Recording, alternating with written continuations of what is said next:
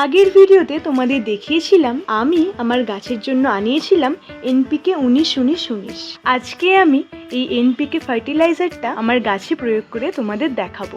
এটা কতটা পরিমাণ দিতে হবে সেটা কিন্তু পুরোপুরিভাবেই নির্ভর করে গাছের সাইজের উপর। যেহেতু আমার গাছ ছোট, তাই এই চামচের হাফ চামচ 1 লিটার জলে গুলে দেব। সেটা আমরা স্প্রেও করতে পারি, আবার মাটিতেও দিতে পারি। আমি মাটিতে দিয়ে দিয়েছিলাম গাছকে স্নান করিয়ে, আর সেটা খেয়াল রাখতে হবে টব অনুযায়ী যেন আমরা জলটা প্রয়োগ করি।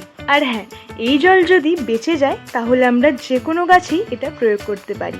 যেমনটা আমি তোমাদের আগের ভিডিওতেই বলেছি যে এখানে 19 ভাগ থাকে নাইট্রোজেন, 19 ভাগ থাকে ফসফরাস, আর 19 ভাগ পটাশিয়াম। এগুলো কি করে?